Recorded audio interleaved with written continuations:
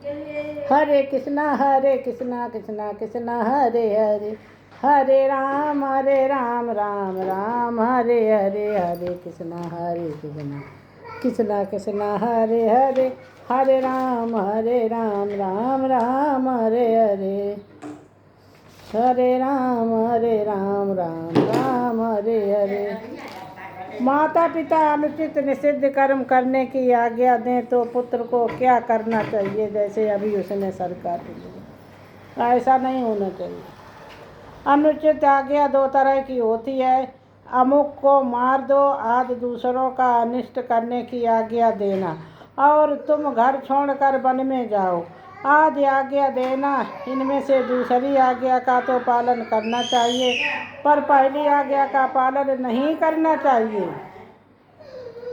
उसमें पिता की सामर्थ्य देखनी चाहिए। अगर पिता समर्थ है तो उस आज्ञा का पालन करने में कोई हर्ज नहीं है।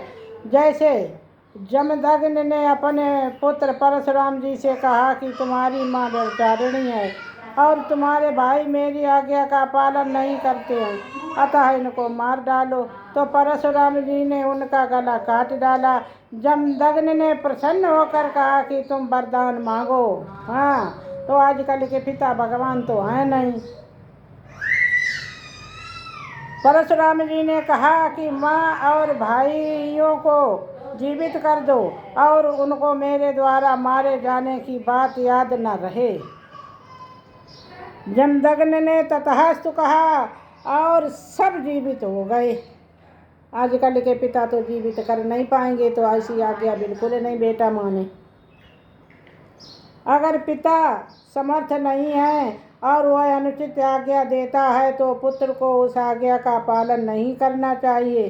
कारण कि अगर पुत्र उस अनुचित आज्ञा का पालन करेगा तो पिता को नरक होगा। जिस आज्ञा के पालन से पिता को नरक हो, दुख पाना पड़े, ऐसी आज्ञा पालन नहीं करनी चाहिए। मैं भले ही नरक में चला जाऊं पर पिता नरक में ना जाए, ऐसा भाव होने से न पुत्र को नरक होगा और न पिता को। तात्पर्य है कि पिता को नरक से बचाने के लिए उनकी आज्ञा भंग कर दें, पर अनुचित काम कभी न करें।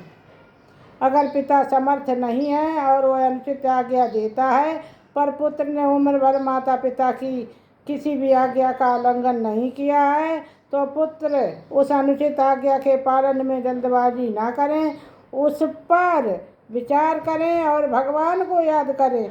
जैसे गौतम ने अपने पुत्र चिरकारी से कहा कि तुम हमारी माँ व्यभिचारिणी है, इसको मार डालो, और ऐसा कहकर ये वन में चले गए। चिरकारी ने तलवार निकाली और पिता की आज्ञा विचार करने लगा। वहाँ गौतम के मन में विचार आया कि उसको क्यों मारें, उसका त्याग भी तो कर सकते हैं। ऐसा विचार करके वे लौट कर आए तो उन्होंने देखा कि चिरकारी हाथ में तलवार लिए खड़ा है। अतः उन्होंने चिरकारी को मना कर दिया कि माँ को मत मारो। बोलो भैया राधे राधे। ये मारने की बातें कभी बच्चे ना माने अपने माँ बाप की। हाँ, राधे राधे, सेवा करे सब कुछ करे, लेकिन ये बात कभी ना माने। आजकल के पिता भगवान तो है नहीं जो जीवित कर देंगे। राधे राधे, सबको श्रीमन नारायण।